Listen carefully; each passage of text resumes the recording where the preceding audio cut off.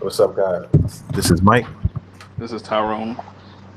This is Menelik. This is Hollister. And welcome back to the podcast. What's up, fellas? I got Going my on. video on probably for a little bit because I got this crispy haircut. Just got it. My You spinning. You're showing So I'm off. just putting it out there for a little bit, but I might go back to the thumbnail picture in a minute. But yeah, guys, right now the Portland Trail Blazers are playing the Clippers, and it's a good game. And right now, to me, to be honest with you, I think the Clippers are not the Clippers. The Portland Trail Blazers are going to get that A spot. And if they get that A spot and play the Lakers, I think they're going to wash the Lakers. Like, what do you guys think on that? Allison? I think the Trailblazers definitely will get the eighth spot, and I could definitely see them beating the Lakers in 6 games in the first round of the playoffs in an upset. That'd be crazy. Manley? Yeah, so I definitely think the Blazers are coming for that spot. They look good. They've been playing well. Dame Lillard doing his thing. Carmelo been clutch a couple games. I feel like they starting to put it together, and they do have that kind of momentum. Yeah. Early in the season, they didn't have everybody, and everybody wasn't healthy, and I feel like they in there to try and take it. And I mean, as far as the Lakers, I definitely could see them giving them problems and maybe winning. I mean, LeBron got this groin injury, and the Lakers just haven't been looking that good. I mean, once again, maybe they taking it a little easy. They clinched the first seed, but I feel like them losing Avery Bradley and Rondo and, you know, them bringing in the new guys, Waiters and J.R. Smith, and them trying to just get back to that kind of zone they were in before the bubble. Before the bubble, they were playing phenomenal. They really were looking like they got that chip. But current Lakers that I've seen so far, yeah, I definitely could see Portland taking them out. Yeah. Oh. Yeah, I think Portland has the best shot at getting the eighth seed. I think Memphis is falling. I think Memphis's issue is it's youth experience. They have a lot of young players that aren't experienced in this kind of level of basketball, and I think the layoff kind of affected them with their chemistry because they were on their way to the eighth seed easily. And since the pandemic happened and the layoff, they've been struggling in the bubble. They just lost Jaren Jackson Jr. Yeah. And Portland is coming along. What helped Portland is Nurkic and Zach Collins both coming back due to the break. Had the break not happened, I mean, Nurkic would have probably been on like a little minutes restriction, and Zach Collins wouldn't even been back at all. So I think that's helped them. I think with their experience and the way Carmelo's playing, Damian is playing out of his mind. If it wasn't for T.J. Warren, we'd be talking about Dame. He's one of the best players in the bubble right now. McCollum, everybody looks good there. So if they could get in, I think they could get the Lakers trouble. I won't go as far as saying that they'll beat the Lakers. I think the Lakers will probably still come out on top because, they have 2 of the 5 best players in the league. And I'm not saying they're coasting or sleepwalking through the bubble. I think they do have chemistry issues, but I do think they have enough to even get by Portland if they were to make it. But I got to see more. I got to see the Blazers actually win more games towards the end to see if I can call an upset. I won't go that far yet because right now they're playing the Clippers in a tight game, so it's not even a guarantee. But I think that's the best team to give the Lakers a run for their money in the first round of the playoffs if Portland gets there. But my prediction is I think Portland will get it. I think they'll play either San Antonio or Memphis in that play-in game because the Spurs are coming along also. They're really coming along too for that race for the 8th spot. But I think Portland will come out on top. You said who else you said it was coming for the race? San Antonio. Yeah, San Antonio did look good. To be honest with you, yeah, I already know. I would like to see Zion play just for more games. I already know that would have been a wash. That'd be like a warm up. It's over. Tune-up season, yeah. Tune-up season for the Lakers. But for what I've been seeing, and unfortunately I didn't really get to catch a lot of the games because of the fact that I've been either working my power when I'm a power, my cable and stuff was down for a few days and stuff like that. So I missed some games. But for what I've been seeing with Portland has consistently been getting better and, like you said, stronger. They have a lot of depth. They have like Camilla Anthony is a dope player. Like a lot of people forget about his skill set. You know, it's like recency bias. A lot of people felt like, oh, he was washed because he didn't play well in OKC, and they cut him after 10 games in Houston. So a lot of people felt that he was really washed, and I was like, nah, Melo still got some in the tank. And he came in the skinny Melo, you know what I mean, back in shape, healthy. That layoff really helped them. Like you said, the layoff helped the team as well, where it got Nurkic back and Collins back healthy so they can play. And now they're starting to get their rhythm and get their pace. My thing with the Trailblazers is that they're not really eighth seed to me. You know what I mean? If that makes sense, is that if they were fully healthy from the beginning, I think they're probably a middle of a pack team and make the playoffs. I think with the lack of experience that the Memphis Grizzlies had, and I think right now the players are suffering with the pressure. You know what I mean? They played a couple of good games and close games, but they lost them. They won the other night. Jaren Jackson Jr.'s injury is a huge loss to them because, like, you know, and that's like a big thing because he was like one of the prominent players in this bubble, and for him to get hurt. And I watched the game, and I really, like I was telling them earlier, I didn't really see nothing that warranted him getting hurt, but I did notice that he got a little tweak his knee and stuff like that. He got a torn meniscus, so now he's out. So you put all that in consideration, and the fact that Portland is playing well, and they're right on the heels of them. And, you know, even though the Pelicans are kind of shaky and they won a couple of games, it's really looking to be Portland's dance, because Portland has been winning consistently. The Spurs have been winning. The Pelicans won, like, I think 2 out of the 4 games they played down there. So I'm not sure what's going on, but like I said, it's good to see, and I would like to see them play that. And I do feel that they are the only team, as far as Portland, that will give the Lakers any type of trouble, and especially on the guard front, that can make this a little bit more interesting. So I will go with it. I also saw they had the schedule of the remaining games for Memphis and everybody else, and Memphis literally has Clippers. I believe it's the Clippers, the Lakers, and the Bucks. Yeah, it's over. I'm not sure if it's Clippers, but I know Lakers and Bucks are definitely. They got Toronto. Oh, okay, Toronto. I know it was all top teams. They got Toronto, Boston.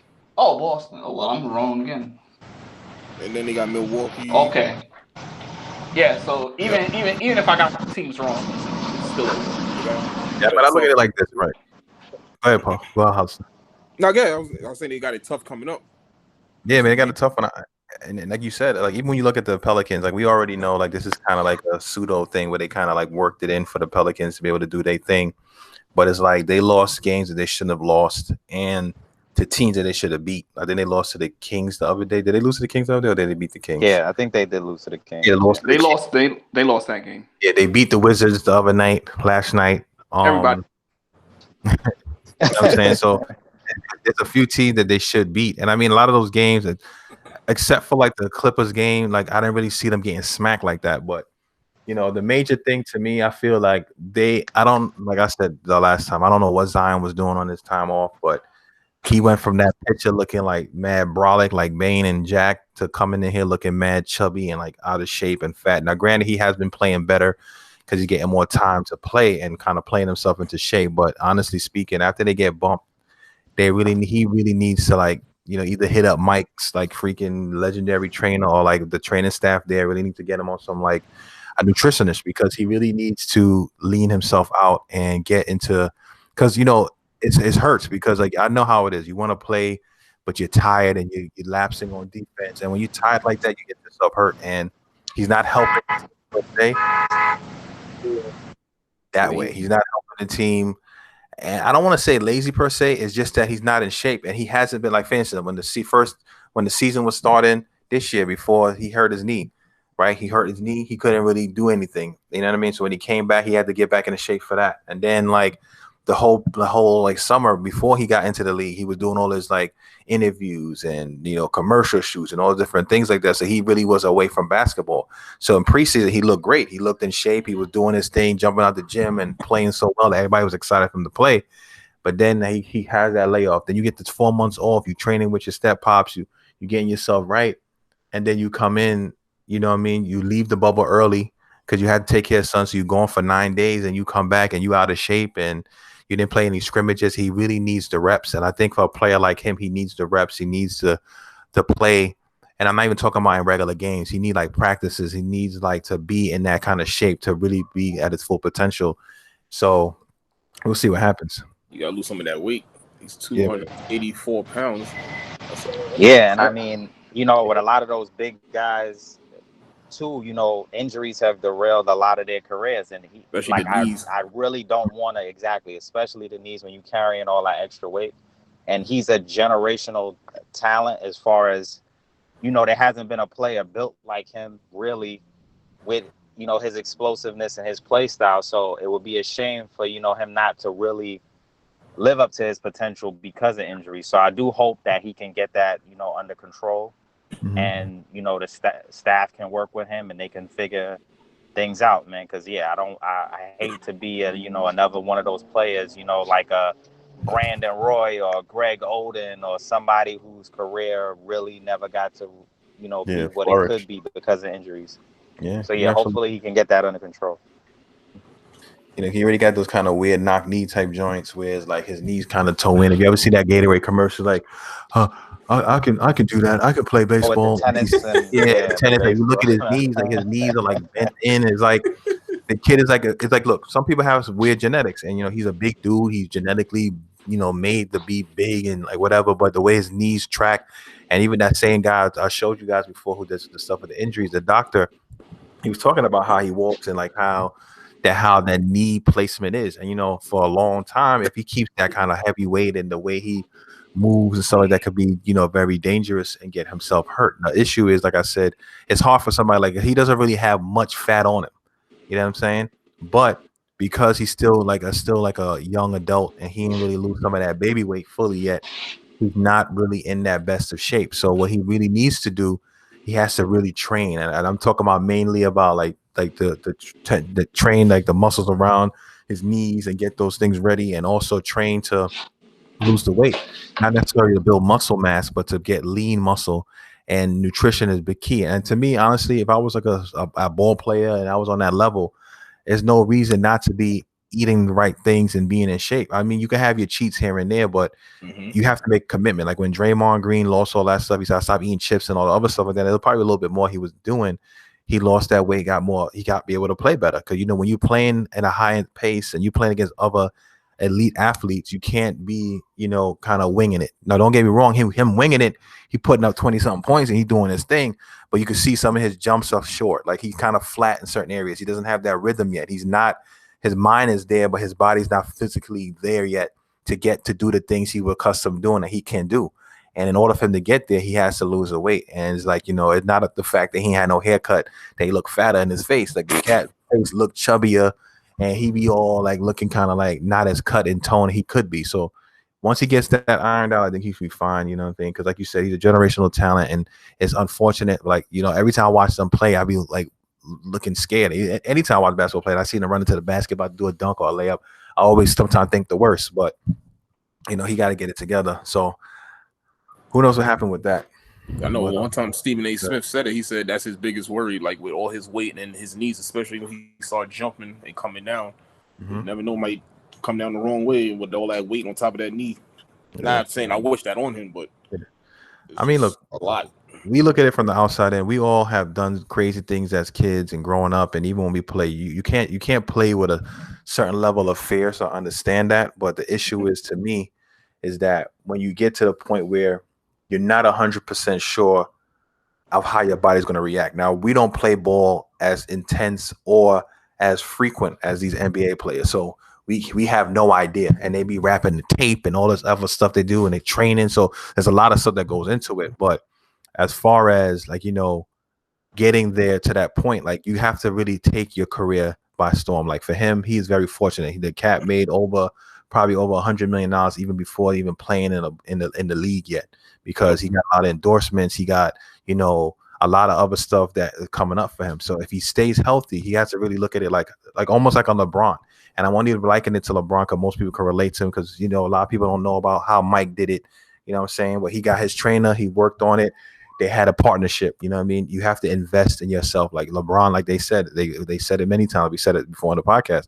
LeBron invested like $1.5 million a year to keep himself healthy. I'm saying? Yeah, man, them steroids are expensive. You know what I'm saying? Whenever it is super soldier serum they want to give him or whatever it is, like, you have to really be like that. And for Zion especially, they have to do it. And I understand, like, they trying to like baby him because he is the franchise, he is the future. But they really got to find something for this cat to really get himself right, because like we all said, unless they went out and they do some crazy and they went out Portland and the Spurs tank and start like getting washed, they ain't making it to this play that play-in game. So I'm pretty sure Portland's gonna get it, and if they do make it, then we'll see. But they really got to make some big changes. But I mean, any other team other than Portland is going to get swept by the Lakers anyway. yeah, I mean, look. Some of these teams, some of that you'd be surprised. I mean, like, yeah, you're pretty much right. It depends on what it is, but I think the Pelicans, and I'm not just saying this because I wanted them to make it. They play well. They play well enough. They're very good defensively. They do lack some size, but they do have some size. But they're a very athletic team, an up and down team that they can compete with the Lakers. It's just about being. See, with teams like the young teams like that, you have to be really dialed in and consistent. Like, you can't just be, winging it. Like, the Lakers are very disciplined. They're poised. They got veterans on the team, so they can like deal with some of like the shortcomings that might happen while they're playing.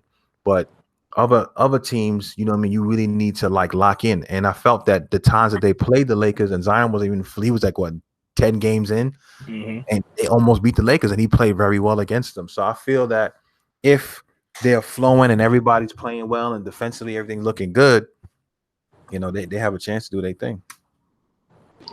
The Pelicans wouldn't win one game in a Lakers series. You act like the Lakers is a super team, bro. Like, the Lakers could be beat. You know that, right? Yeah, but not by the Pelicans. I don't know. I think the Pelicans will get a game. I don't think they'll beat the Lakers like and make it an interesting series, but I do think they can get a game or two. They won't get one game, not one. But we don't even know. We won't know. We won't know because Portland's gonna get in. Yeah. Or San Antonio or Memphis. You can forget about New Orleans. I'm sorry, Zion. I know that's your boy, but I mean, look, he's not. They're not getting in.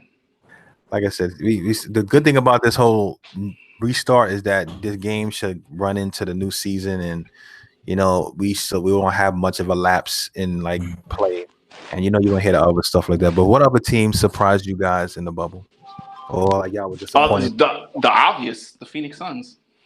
Yeah, stating the obvious, they're undefeated in the bubble.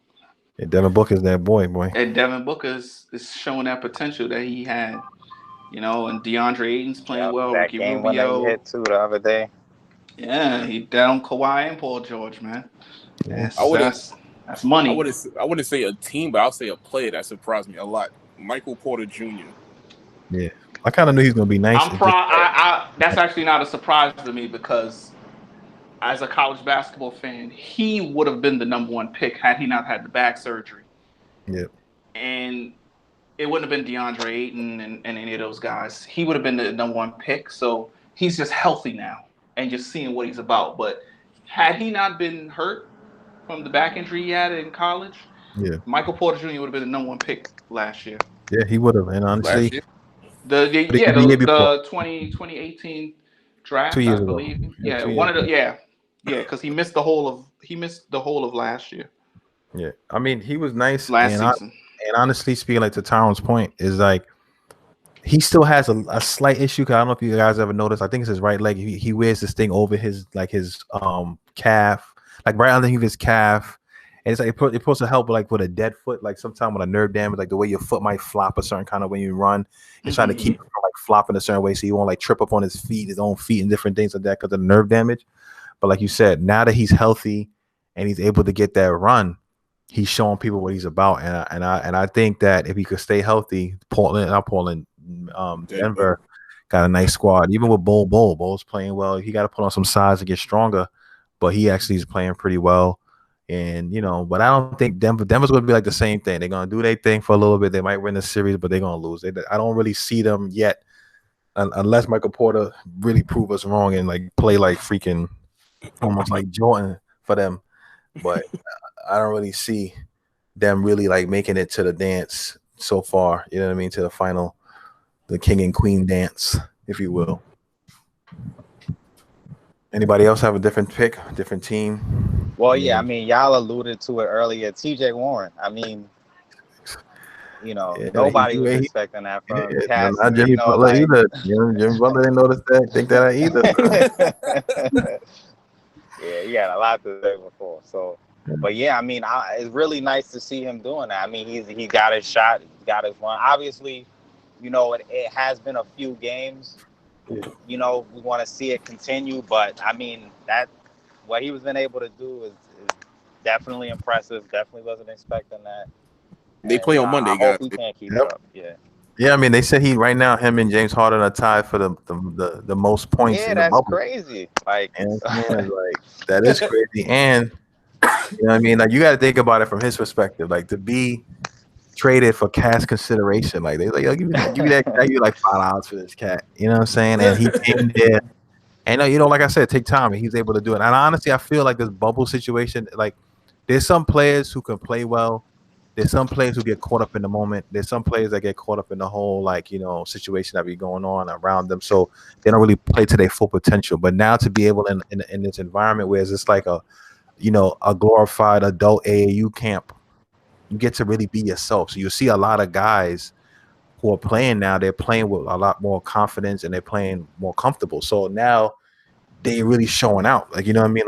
Like Jared Jackson Jr., we already knew he had the skills to do what he had to do, but at the same time, he was able to get to that level where he's like, yo, like he was putting up the numbers before he got hurt. Then you have, TJ Warren putting in that numbers. Then you got other people that look at my Nets. You know what I mean? They playing well. People thought they was gonna get bumped because they ain't had nobody, everybody falling out and not playing, and they clinched the playoff spot. Now, mind you, I think they might win a series, but you don't know. They you know what I'm saying? They made it. So you really get to see these other players really, show themselves and show their worth and get out there. So I'm happy for them, and I'm looking forward to see what happens. I mean, how many games are left before the playoffs? I know playoffs starts the week after next.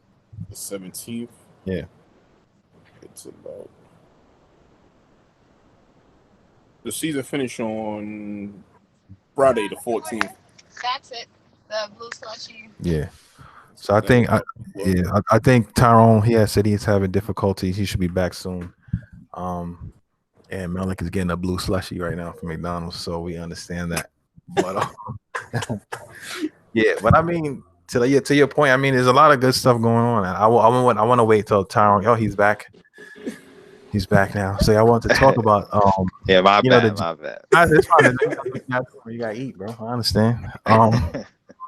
Yeah, man. I mean, there's a lot of stuff going on. We all noticing. We all seeing a lot more injuries. Like we just talked about it. There was news this morning that Ben Simmons is having surgery on that knee. He dislocated. I think he dislocated his kneecap, and they said when he gets loose bodies from the knee. Like I said, I've been missing a lot of games, so I didn't really see the injury and when it happened. Jonathan Isaac, he got his knee, towards ACL, and there's some controversy with that. Or we'll talk about that in a few. I'm actually talking about it now.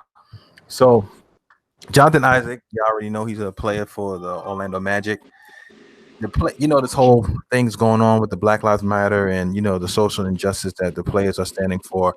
They're trying to get people to be awareness of it on it. Jonathan Isaac took the stance where he decided he was the first player to not kneel during the anthem. Now, I understand what he was doing, and I understand his point of view, because not necessarily you kneeling. Kneeling is a show of gesture. It's a gesture, but doing things is what it is. You have to really be about it. So that's what his stance was. So Tyrone had hit me up, and I saw that he got hurt, and Tyrone hit me up. Now I'm gonna be honest, and I told this to Hollister earlier. There was a part of me that was gonna make a joke about it. But then when Tyrone had told me what happened, and Tyrone was, expressing his disgust with some of the people on social media, he said, y'all can't even listen to it. Because guess what the first thing they said? And I already knew it coming. And he was like, yo, he should have took that knee. That's why he got his ACL torn. And then I have a friend from high school. He had a page, and other people was commenting on it, and they was like, yo, the ancestors decided to make him take a knee, and they took his knee. Now, be that as it may, and how grimy that is, it's ironic that the whole situation happened. That's all I'm going to say is irony in that. And it is unfortunate because, that could be a career-ending thing. It could be something that could be an issue that we're dealing with it. But sometimes these things are kind of like ironic and like weird to happen. So I wanted to get your take on that. So yeah, feel free to start whoever. I mean, Policy. Oh, go I ahead. go, yeah. I mean, it sucks that it happened to him, like, the ACL, because he was a really good player for the Orlando Magic, young Yeah. player, up and coming. Hopefully he recovers. I hope he does, and, continue his career. But it's a cold world. People was going to say something regardless. Facts. They was going to say something anyway, but it just sucks that it happened like that. The day it happened, and then that happened. It's like, it's oh man, I don't Yeah. know. Yeah, it's just really unfortunate because, like you said, I mean, he is a young player. He was playing well for the Magic, Yeah. and yeah, in this day and age with the internet, social media, et cetera, people are going to talk. They're going to say stuff, and there's a lot going on in society right now. A lot of people have different views and opinions on it. I mean, I know he had the support of his teammates who, he really was able to kind of speak his point to them and kind of express why. And I mean, he did make it a point to say he was supporting the movement. Now, granted, I understand that that's one of the most symbolic ways to express support, and a lot of times, people want everyone to, stand in solidarity. But you know, he expressed his viewpoint. He had his view, and the way the NBA is set up, you have that right. I mean, not to bring too much other people in it, but I know like Popovich didn't kneel. Now Popovich is somebody who, I mean, well, yeah, kneel or like lock arms and stuff, but he showed support in many ways throughout his career. Before Hmm. this was a thing, this, that, and the third. So, I don't feel like you would And plus, he's really ex-military, question so it's a little bit exactly, different for the military exactly guys. for him, exactly. And I was gonna allude to that too, where I think for Pop, that's what was part of his decision. I know he didn't really come out Yeah. and say, "Oh, this specifically is why," So I mean, people could have reasons.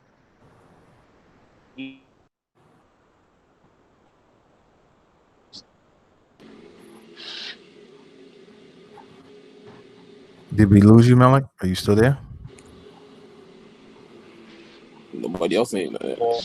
Yeah, I think we lost him for a minute there. There Hey, we there Malik, we you might have to repeat some of it because you kind of went out. Oh, all right. So I was just saying though, with Popovich, I'm sure he had his reasons, but throughout his career, he's been outspoken. He's said things, and he has support. But for his, personal reasons, he chose to show it another way. And I was saying that with, even with Jonathan Isaac, he explicitly made it a point to say that he is in support of the overall movement. He just, well, as well, the idea, the concept of Black Lives Matter, and he just felt he wanted to go about it a different way. And I was saying before, he expressed his viewpoints and he had the support of his team and other, people. And it just is sad to see something like that happen to him. And I just hope that, he gets healthy and, he can still have a good career. Yeah, Tyrone. yeah. With the injury, it's unfortunate. He's a up and coming player, second season. I think at a young age they could recover a little faster, so he should be fine. He may take another. It may take next year for him to get his legs back, and then the year after that he'll be that solid contributor that he is. But wait, now that I think about it, he may not even play next year because he tore it in August. So he may not even play next season because depending on how the season goes next year and when they start or when they finish, he may not even play next year. So we may not even see Jonathan Isaac till the 21-22 season. But yeah, it's unfortunate for him. I feel bad because everybody knows what he did the first game, which was not kneel. And in my personal opinion, black or white, I think you have the right in this country to kneel or not kneel. I don't look at these athletes and say, oh my God, this one didn't kneel, that one didn't kneel. Oh, he knelt, he knelt. That doesn't really bother me. It's more of what you do and the actions you actions you use during these tough times with the racial injustice and everything that's going on. I saw a comment on Bleacher Report about that quick joke about, okay, yeah, you should have knelt and blah blah blah. And I talked to Mike about it and let him know, like, listen, you see what happened on the internet. That's the first thing that come out of people's mouths. This is things like that is the reason why I don't even have a social media account, and I just don't want to go back and forth with people that I don't know and will never see with their comments, because everybody's a tough guy when they're behind the computer and the keyboards. So I choose not to even have social media. I'm not really into it anyway, but I choose not to have it. And that's just the way people are. Like, now, say that's a family member of yours, would you say the same thing? So I just feel bad for the kid because he stood up for what he believed in, which was not kneeling. Mhm. It goes both ways. You can't get on someone that doesn't kneel, but support one that kneels, and vice versa. It is what it is. I support both. If you don't want to, you don't want to. If you do, you do. Popovich, like Menelek said, Popovich didn't do it, but Popovich is one of the frontline. He's one of the frontline guys that talk. He talks about the equality for African Americans all the time. So nobody's criticizing Popovich for it, but because Isaac is an African American and he chose not to kneel, everybody the way the comments look, it seemed like they was just saying he's pretty much like not in support of it, and I don't think that, and I just felt bad for him that people were saying that. Not that he probably even cares or was even looking at it, but me personally, that's just the way I am. I don't like that kind of stuff. So I just feel bad for him, and I hope he has a speedy recovery and comes back. Yeah, man, I agree. I mean, like you said, everybody has their own, way of showing and working with the cause. Not like Malik mentioned earlier. He did say that he's for full support. He feel that there's different ways to utilize that, because a lot of the stuff, like for instance, I remember when the NFL, when Colin Kaepernick was first doing it, and they were going in and they were saying all this other stuff like that, and only until the president has said something negative, where like Jerry Jones, the owner of the Dallas Cowboys, is like, oh hell no, he's not going to tell me what to do, and he decided to take a knee with his players. But originally he didn't really agree with the stance. So you get to see really that sometimes a lot of these gestures are just superficial. Like for instance with the whole thing, and I don't want to make it too political, but just to touch on it, when this whole like movement was started to change and people were starting to really like address some of these racial issues. All right, they say, you know what, we're gonna help them out. We're gonna remove Aunt Jemima from off the syrup bottles. We're gonna paint the street Black Lives Matter. Like, I get it, and that is a step in the right direction, but the social injustice and the racial disparity that's in this country is deeper than that. And I'm glad the players are still electing to, utilize their platform to, express some of these things and show people like, yo, this is not going to be working. We need to get justice for Breonna Taylor and all those guys and girls who got killed unjustly from the police and by racist white people and different things like that. We need some real reform in our communities as far as education and different things like that, and opportunities that we deserve and we have earned. You know what I mean? So we helped build this country and we need our share. You know what I'm saying? You can't build on the backs of people and expect them not to want their share of the pie. So I get all of that. It is unfortunate, but you know how people are sometimes. And I realize sometimes even with social media, you just got to take it, and, with a grain of salt, because you're always going to have a troll or somebody going to say something stupid. There's many times in my automotive forums that I'm in and I put up a question or I show something, somebody would say something smart. I got to check them and then keep it moving. You know what I mean? Like you said, Tyrone, like a lot of people have a lot of courage when they're not in your face, and to say certain things and do certain things when you behind a keyboard and behind a desk. So it's unfortunate for him, and I really do hope that he has a speedy recovery and things get better for him. I wanted to touch on real quick. I sent you guys a video from this YouTuber called RB the Breakthrough. Shout out to him, even though you don't know who I am and stuff like that, but I do like his content. He said it was leaked, that information was leaked about who was going to win MVP, and if this stuff is true, I know Bleacher Report and ESPN and whatever, they put out like the finalists and stuff like that, but it was saying, but if this is true, Giannis won the not only the MVP but also Defensive Player of the Year. He'll join Michael Jordan and Hakeem Olajuwon, if it's true, as the only other player in history to do so. So I wanted to get you guys' opinions on that. If I don't know if you guys watched the videos or not. No, I didn't see the videos. But I'm kind of expecting Giannis to win the MVP. Defensive Player of the Year is a little surprising. I picked, which was my opinion, Hassan Whiteside, but I kind of know clearly that he wouldn't win it. It was just our opinions that we were given on the awards. But I was kind of surprised by the Defensive Player of the Year. I thought maybe Anthony Davis, Rudy Gobert, one of those guys may win it. But he does deserve, votes for Defensive Player of the Year. I think it's a very cool accomplishment. There's only two players that have done it, Michael Jordan and Hakeem Olajuwon.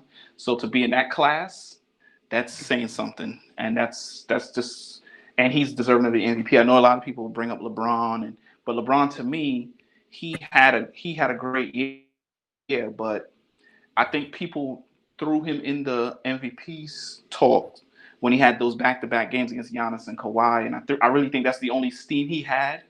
And Harden, I think, is a finalist also. He's the closest thing. I think Harden should be second, to be honest with you. I think LeBron is third, and I think Giannis deserves it. And I think he should win by a wide margin, in my opinion, because he's had the Bucks on top for a very long time, and they're still on top, and they still look good, and he looks great in the bubble. So he's showing us why he's gonna hopefully two-time MVP, and maybe he goes to the finals. So that's what I gotta say. I think that's good for him if it is true.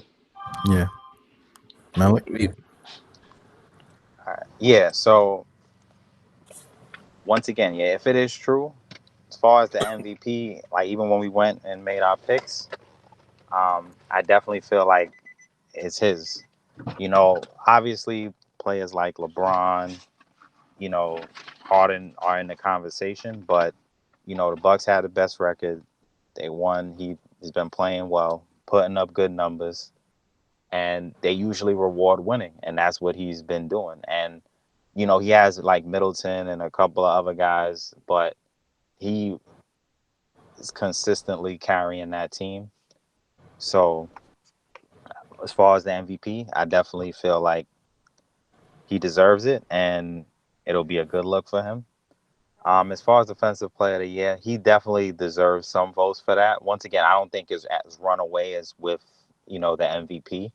I could see cases being made for Gobert. I could see cases being made for AD, but he's definitely in that mix. So I could understand if he wins that as well. He is a two-way player, and he has the kind of build and the athleticism to really be a good defender, and he has shown that. And he's just been having a really good year overall. Hollister? If that really is true, I'll be extremely happy for him, because to see his journey from when he came into the league to what he is now, Thanks. he's been consistent all every year. He's been improving. He's been working on his game all the time. I'll be happy for him. It'll be a great class for him to join two great players, Hakeem Olajuwon, the GOAT. Like, that's incredible to join that list. And if he do get Defensive Player of the Year, that's major for him, because not too many people ever did that.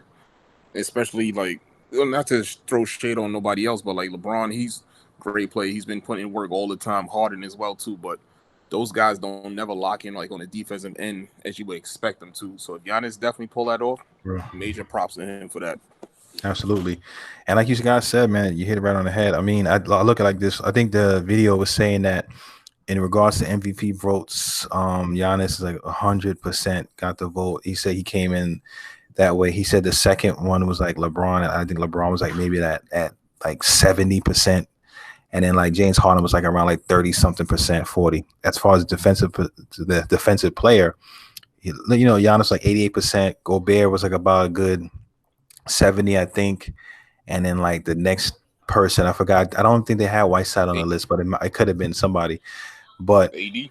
Yeah, thank you. AD, I think, came into like maybe like 20 or something percent. However, they do the percentage as far as like what people do. But they said they taking it from when this season actually started back in March. So based on those statistics and that visual. That's what they're going for, which is good. You know, a lot of times people look at it from the person who's like a popular person. Like LeBron is the most popular person in NBA as we speak right now. So most people want to give it to LeBron because they still, I mean, don't get me wrong, the man is still playing very well at this age.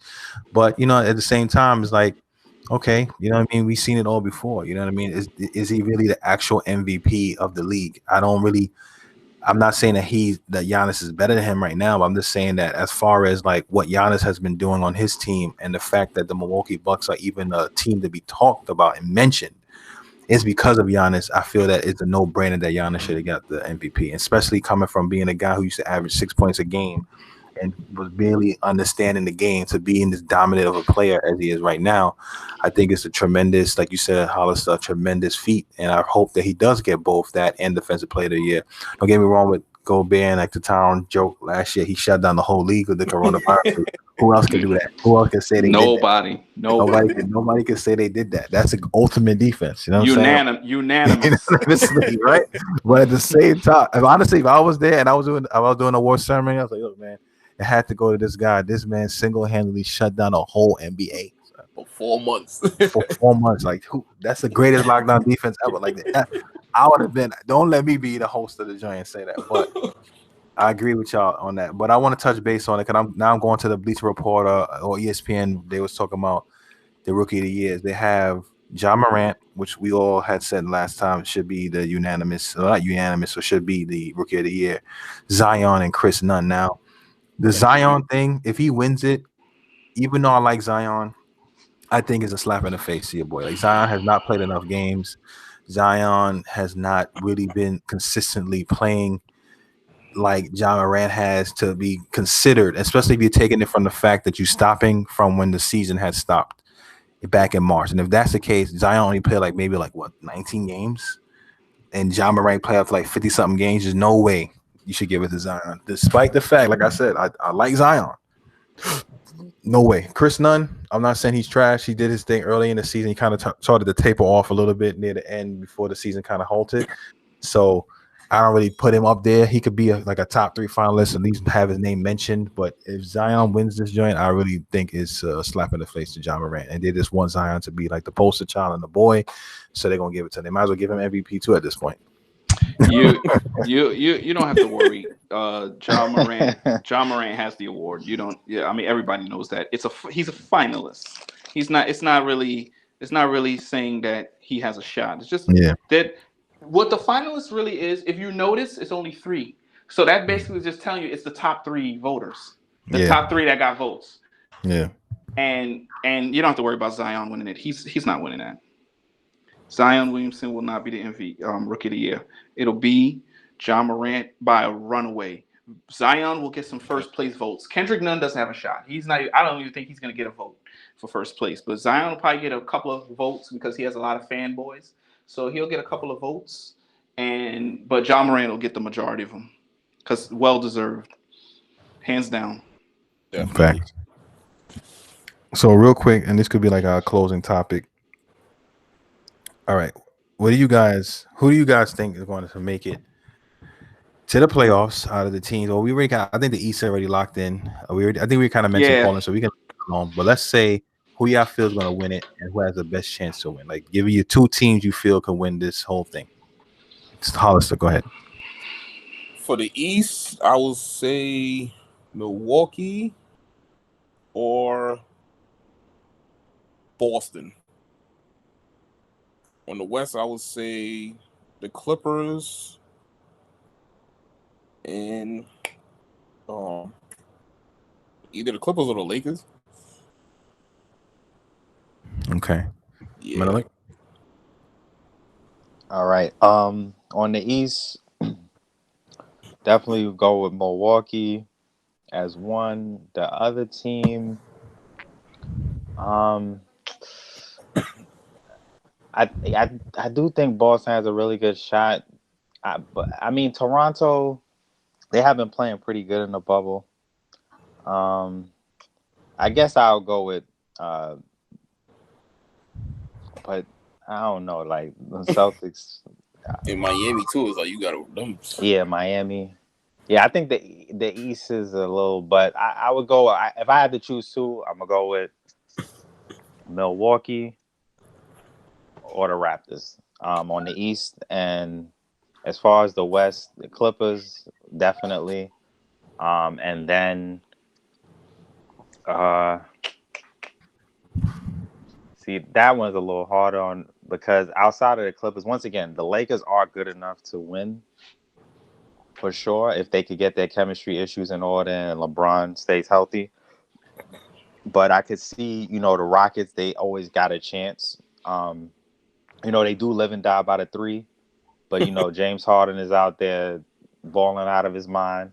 Westbrook. Westbrook has been putting it together on this team as well. Like they found a way to play together, which a lot of people doubted, myself included to some extent. I thought they would work, but not this well. So, um, because of the issues with the Lakers and, to give a different viewpoint, I guess I'll go with the Rockets. So Clippers and Rockets. Mm. Okay, Tyrone. Okay, Eastern Conference. It's gonna be between the Bucks and I'm gonna say the Celtics because the beating that the Celtics put on Toronto yesterday, I see Oh man. them. I see them going through Toronto. This is it's a matchup thing. I think Toronto matches up well with everybody else, but there's something about the Celtics, their Yeah, I size. They agree. can switch. The Raptors play a small guard lineup with Van Fleet and Lowry. Mm-hmm. So, and they have the guys to switch. Smart, Brown, Tatum. They could bring Wanamaker in the game. Ojale. They have a lot of those wing guys that could switch up, and I think they can match up very well with the Raptors. I think that's their kryptonite. The Bucks, on the other hand, the Bucks is a different animal. When you got Giannis there and Brook Lopez, those Lopez boys and Middleton, they could. I don't think. I think they learned their lesson from Toronto last year.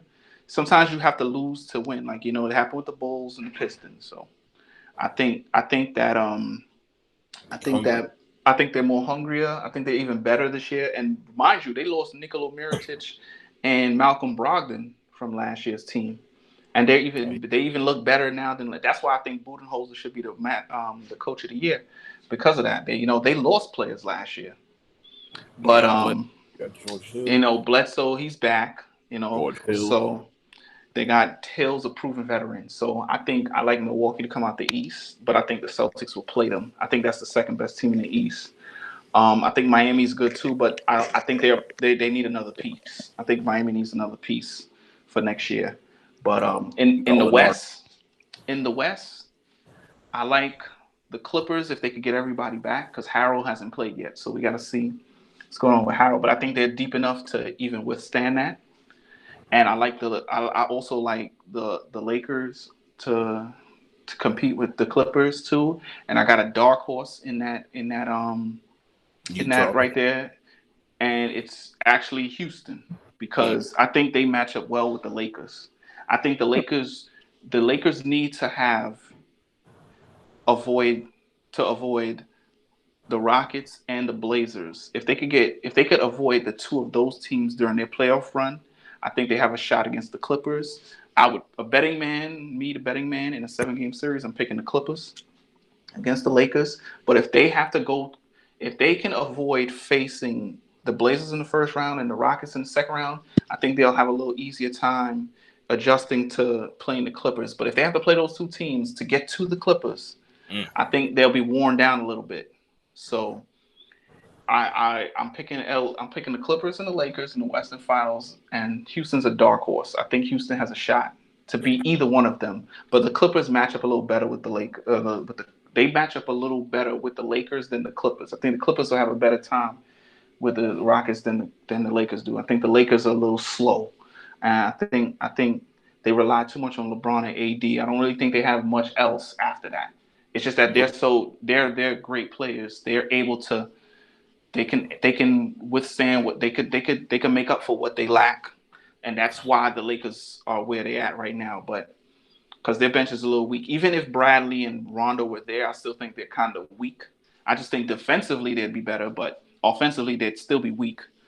So I'm picking Bucks, Celtics in the East, Lakers, Clippers West. Okay, cool. I agree with you guys on most of those things. I'm looking at the standings right now, and pretty much the Eastern Conference standings is set. And we already knew that half of those teams wasn't coming in on the East. They mainly did it for the West because the West was so close. But basically, when I'm looking at Milwaukee, I'm picking Milwaukee to come out the East. But like you guys said, I'm still up in the air. It all depends on matchups. I mean, Toronto showed me some stuff when they played the other night against the Lakers and when they played the other night. But you know, Boston has always been a tricky team for both the Bucks as well as like this like the Raptors.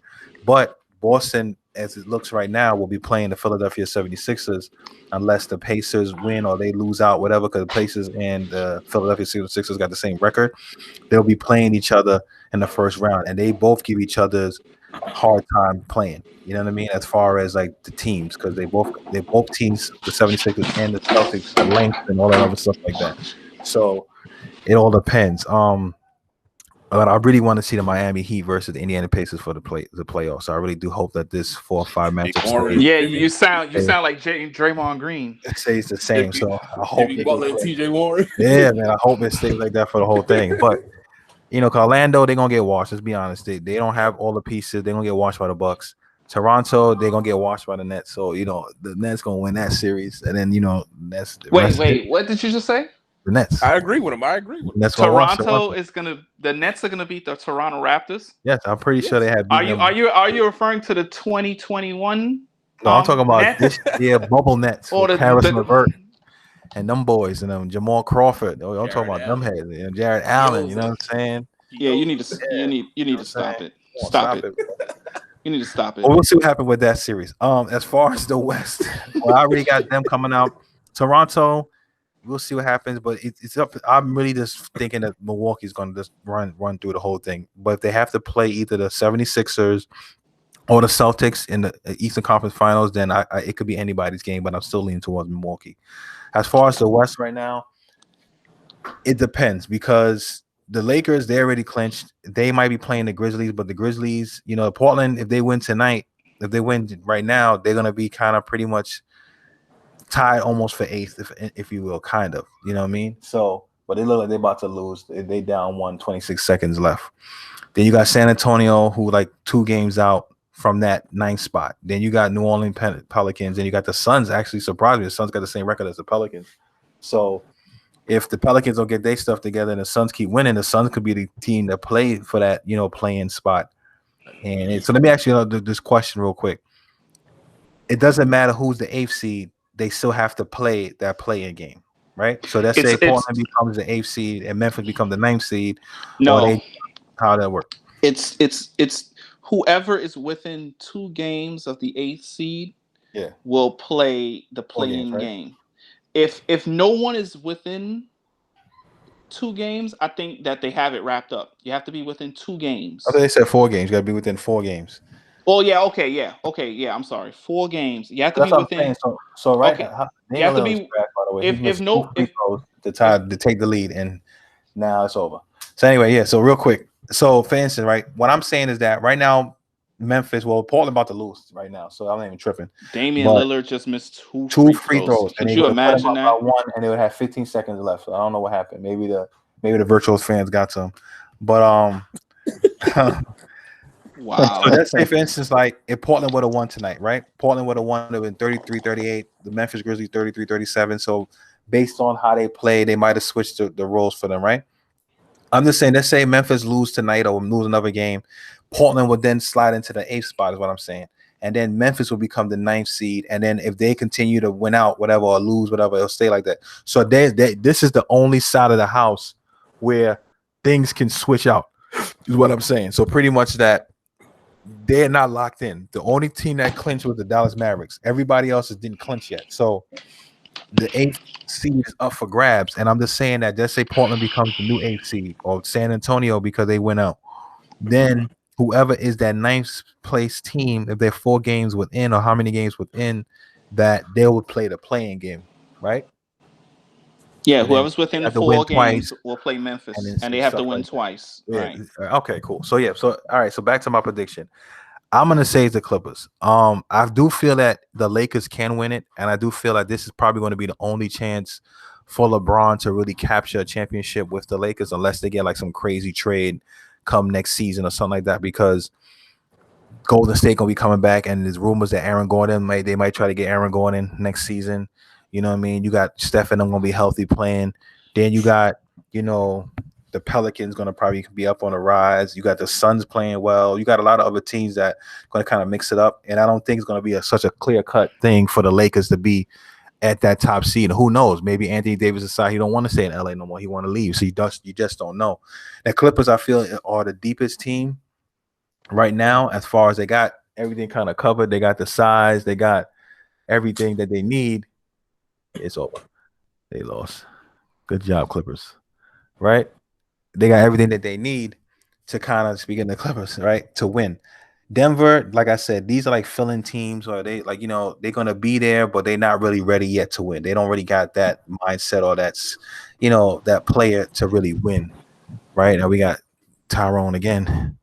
As far as the Jazz and them, they're gonna beat up on the Rockets. I feel that the Rockets and the Jazz kind of match up well against each other. And even though Houston, they got some pieces, they could be a dark horse, but I do feel that if they playing in a longer series, they'll figure out how to defend and how to deal with that kind of small ball lineup and exploit that. You know what I mean? Like your boy TJ, what's his name? PJ Tucker. Yeah, PJ. Sorry, I'm saying TJ. That's all I was saying. TJ, not PJ Tucker, right? He only could do but so much against those trees. You know what I'm saying? And yes, the scoring is cool, but after a while, when you play in a series and you really lock in on your opponent, you kind of game plan is going to be a little bit different. But I do have the Clippers winning. I can't see the Lakers, winning it, so I'm not taking nothing away from the Lakers. But depending who's playing in that 8th seed, if it's Portland, I do feel Portland can make it an upset. But who knows? I really do feel that it's going to be the Bucks versus the Clippers, and if that is that, I could care less who wins. I really would like to see Giannis win too, but then you got history. I'd like to see Doc and them guys win another chip, and Kawhi be like one of the players to win on 3 different teams, and they're gonna be talking about his GOAT status, and he's not even up on that level yet. But that's how I have it. So that's how I see it right now. God, we gotta stop. We gotta stop these people with this GOAT talk. They just throw that word gets thrown around too much, man. I'm getting tired of it, man. Yeah, man, you know what it is. I mean, every generation they want to have it, and it's just so easy to say the greatest of all time. Like I said, it's recency bias, so it's what you've seen. You know what I'm saying? So, I like, a lot of people might not consider MJ the GOAT, even though we already know they do. But like, they look at like back Wilt when Wilt was playing, because they grew up watching Wilt, or they grew up watching like Bill Russell. They grew up watching them cats. Even they would know that. We'll see. We'll save it for another show. Yeah, I mean, because it'll come up again, and don't worry, we're gonna have an extended conversation on a GOAT conversation when we get the chance. It'll come up again, and then we'll look it up. We'll look over it, and trust me, that's gonna be a hell of a show. Yeah. I just want to save that kind of show. Yeah. So real quick before we wrap this up, you got something to say, Hollis? My bad. No, I was just saying coming soon. Yeah, that episode. So real quick, as we're going to touch really quickly on the UFC and just give our prediction for the like maybe the 2 main fights right now on the card. It's UFC Fight Night tonight. You got Derek Lewis versus Derek the Black Beast Lewis, versus Alexia Oleinik, and you have Chris Weidman versus Omari Akhamedov, right? So those are the 2 guys that most of us will know as far as the UFC stuff. And I just want to get you guys picks on that. Hollister? For the middleweight bout, I will pick Weidman because I'm more familiar with him. Don't really know too much about the other guy, but I'm going to do my research. And the main event, I'm going to go with Lewis. I'll go with Lewis on that one. All right. Okay. I know who Chris Weidman is. Also, I'm looking at the height and reach. He has the advantages on both of those. And I'm familiar with him, so I'm going to pick Weidman. Lewis in the main event, I'm picking him. I don't know either one of them, but I see Oleinik with 13 losses, and you guys know how I feel with a fighter with so many losses. Yeah. So I'm gonna pick Lewis.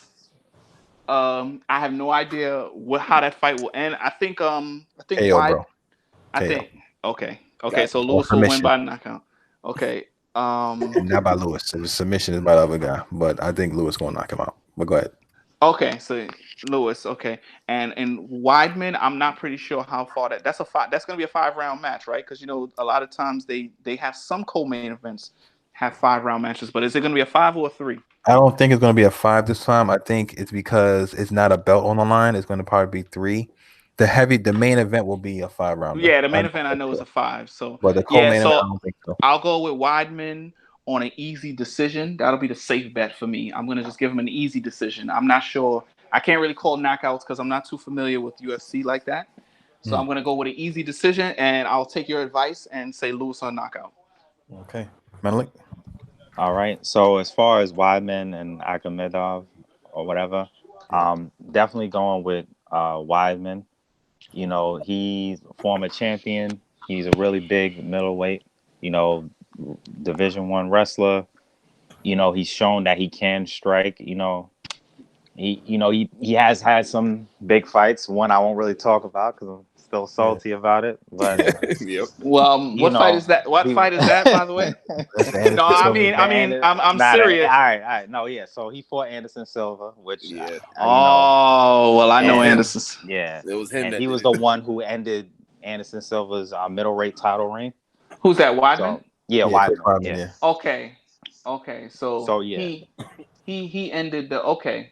He was the he was The Goat the Slayer at the time. he was the Kevin Nash to Goldberg when Goldberg's wrestling streak ended. Okay. Gotcha. yeah, pretty much. Okay. So yeah, but yeah, he's shown. He has championship medal. He has I think the second most title defenses at middleweight as well. Mm-hmm. He's shown he can finish. He has championship acumen, and Right. so yeah, if I had to choose, I would go with him. Sounds very difficult for you to talk about, man. Yeah, man, it still hurts. Man. It still hurts. Yeah, Still got flashbacks to that. Yeah, me and Michael was watching it at a bar. Yeah, man. I'm gonna get my story about that when Melik's done. But yeah, I'll definitely go with Weidman on that fight. And then as far as Derek Lewis and Olenek, so definitely going with Derek Lewis. He's been one of the best finishers in heavyweight. He has serious power, and anybody who's felt it pretty much, they go night night. What I would say, yeah, exactly. What I would say is Olenek is a very crafty. He's a veteran. He has had a lot of fights, and he's really good at submissions. He gets all kind of submissions. Mm-hmm. He's finished people with Ezekiel chokes, heel hooks, rear naked choke. He has a bunch of submission. He's the total package. Victories. So he is very crafty in that way. So if it ends by submission, or I feel like if it ends early, for sure it's going to be Derek Lewis knocking him out. But I could see him getting a submission on Derek Lewis and maybe eking out a W. Just from maybe getting a crafty submission or whatever. But Derek Lewis is pretty good at not necessarily getting himself too tangled up, and he got to get through the hands first to get there. So it's going to either be a knockout or submission. Yeah. So I feel like it's probably going to end either knockout or submission. And knockout Lewis, submission Olenek, but I would give the edge to Lewis. Okay. As far as I agree with what Malik said, because that's what I was saying. Because Derek Lewis, he is more like a brawler. He has some skills. I'm not taking nothing away from him, but that guy is like a fighter, man. He got the meat hooks for freaking hands, and when he lay his palms on you, he knock you out. The only fight that he had was a bad fight when he fought the other cat who could knock people out, which was Ngannou, and they both was kind of this freaking patty caking each other because they were both scared of getting clocked. That was kind of but he does have a kryptonite because DC beat him. DC got hit, but he wrestled him, and But a lot of times when people have power and you can't really wrestle, the guys who's a grappler, he's gonna get in your zone. He's gonna get the hands on you, and he's gonna start grappling you. And I'm not saying that Derek Lewis doesn't have any wrestling defense or not strong enough, but to Malik's point, Olenek is a very crafty guy, and that's why he made it so far because he could take a little bit of punishment, but he could submit you like by twisting your pinky around and you tapping like little weird stuff he does. So that's what I was saying earlier that if it's going to be a knockout, Derek Lewis winning that. If it's going to be a submission, if you hear anything in submission, if you see submission, you already could just rule it out because Derek Lewis never submitted nobody. All his finishes was either by going to the distance, but most of them was like knockout. I mean, I've seen a fight where he was getting washed the whole fight, and he came at the last second and knocked dude out. So that's it. As far as the Chris Robin fight, to my point, it still kind of bothers me. He beat Anderson Silva, but like Anderson Silva, a great striker, but he sucked at wrestling. And he was in Chris Robin's head the first fight. He was at that bar and he was doing the thing. He stopped him from taking him down. He was doing the dancing thing. But what happened was when he was doing his slip that he did the time when he caught Forrest Griffin, right? He was too far back, so he didn't have enough momentum to get out the way, and then Chris Weidman knocked him out. And also, what Chris Weidman did, he didn't do the typical thing. Like fighters like at Anderson Silva's caliber, they kind of can like gauge like, all right, this guy's gonna do a jab, cross, and a hook. That's his combination. So he can gauge that, so he'll slip that. But what happened was Chris Weidman did like jab, backhand, and then he did the cross. So when and Anderson Silva was anticipating the cross, he didn't get the cross, and then he ended up meeting the hook when he was doing his slip. So that's how he got knocked out the first time. And then the second time, I remember, I think I left your house actually, Town. That fight was going on, and that's when Anderson Silva did the leg kick and broke his leg. Yeah, So that was the second time, and ever since then, he hasn't been the same since. Yeah.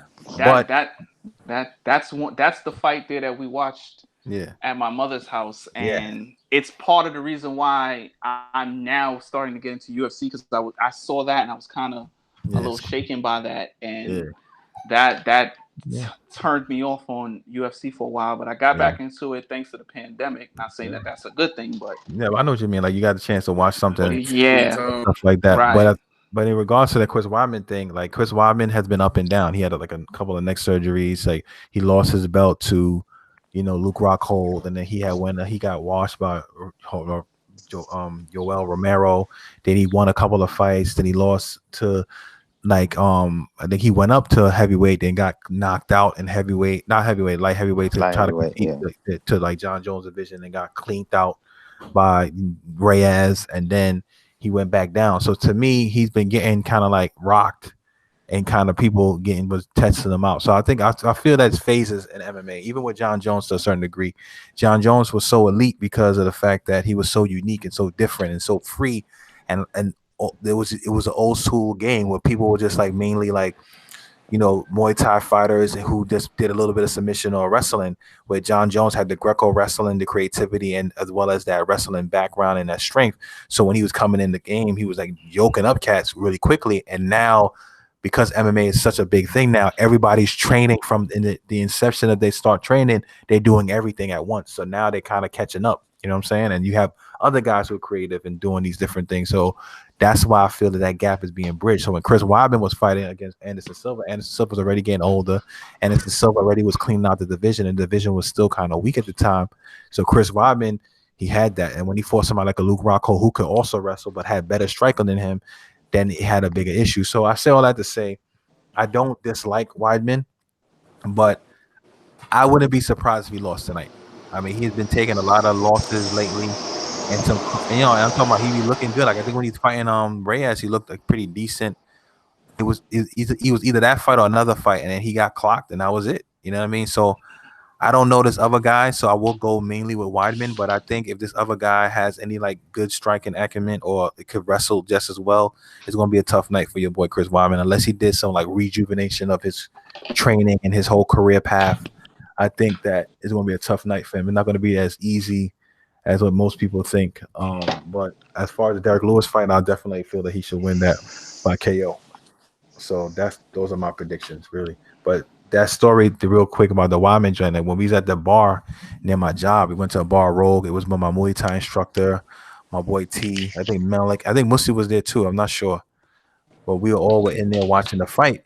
And he was crowded in the bar. We watching it, and Anderson Silva doing this thing. And it was like, yeah, when he got knocked out, it was like small people were silent. One of the guys I used to train with, he was a black guy. He kind of helped Rodman train because Rodman's from New York, so he went over Long there. Island. Because he's like kind of tall and lanky, so they used him quote unquote to be a training partner because he's a Muay Thai practitioner too. The kid, they used him to train with him, so he was happy that Wyman won. I was more like, damn, Anderson Silva, black, I wanted to win. No disrespect to Wyman, I try to say anything about that, but Anderson Silva was the GOAT. You know what I'm saying at that time. Well, yeah, exactly. And that was what it was for me. It's like to be like cliche and a little whatever, like the MMA hero, like he was that guy. Yeah. So to see somebody take him down like that, and the way he got taken down, and the way it happened. Yeah. And I was like, yo, like I literally was like in the street afterwards, like mad hurt. You know what I mean? Like I was like, I couldn't like. It reminded me of the time when I hate to say it, when the Boston Celtics lost in Game 7 to the Lakers in 2012. Like, there's no comparison. I was so hurt and devastated. Like, that was more devastating. But I'm just trying to say, like, that feeling was there was. I had a dream that they didn't lose. That's how bad it was. I had a dream that I was dreaming that they lost. Until I put on the news the next morning, I see Kobe Bryant and them RIP, celebrating with the trophy. And I was like, damn, son, I was mad hurt. So I had to tell myself, Mike, you're not the fighter. Mike, he don't know who you are. It hurts more for him than it does for you.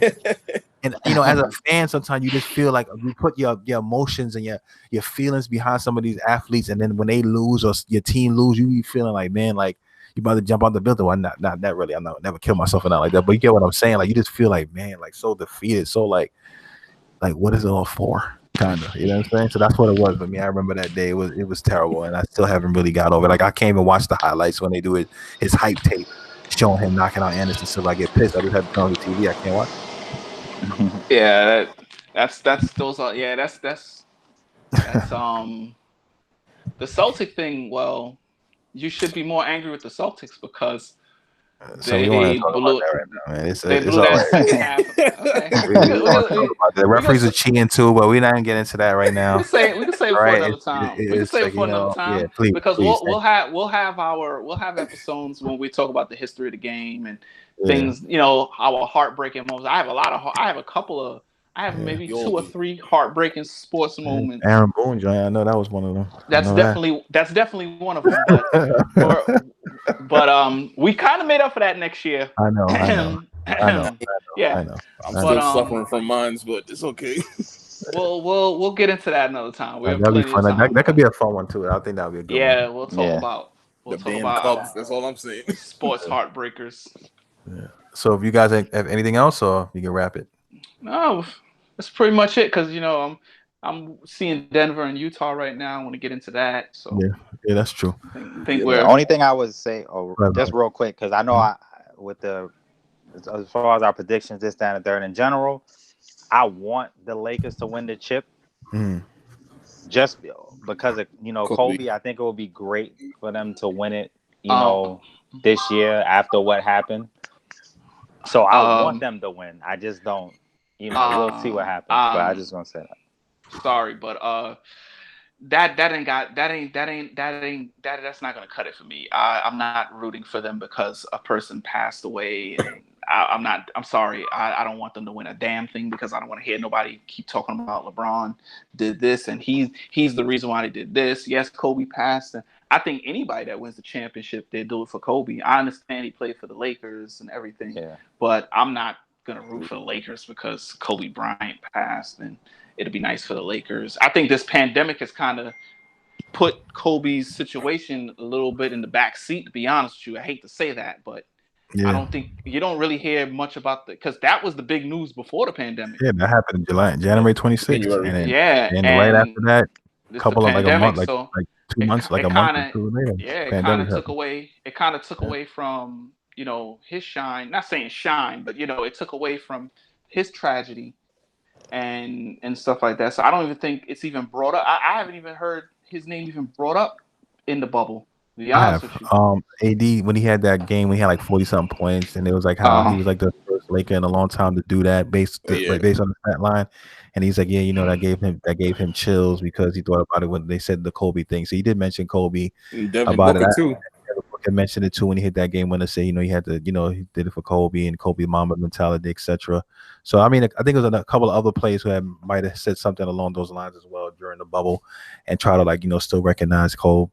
And they had like a little segment on it too. I think a lot of the WNBA players as well, too, with the sneakers and different things like that. So they have mentioned it and they try not to live. But to your point, Tyron, I agree. Is like what happened was these tragic events happen so frequently throughout this bubble situation that the situation throughout this 2020 that it was like almost like you turn to the next chapter, like the chapter 1, Kobe Bryant and his daughter died. God, unfortunately. Chapter 2, pandemic, Rudy Gobert sneezes on, Donovan Mitchell. Chapter 3, no sports at all, blah, blah, blah, lockdown for everybody being fearful. And then chapter 4, bubble. So it's like all these different things happen such a session and right back to back that you didn't even get the time to really digest any of it, to really like, wow, this is crazy. So yeah, to your point, I agree.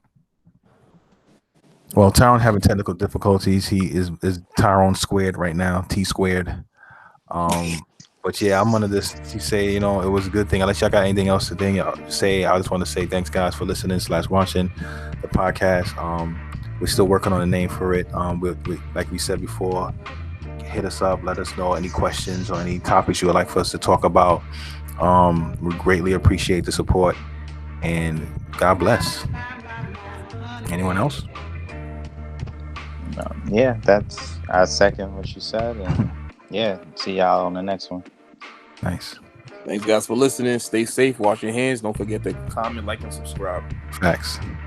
And I guess Tyrone is by showing in multiple T's that he's saying by as well. All right, y'all take it easy. Take care. Yeah. All right.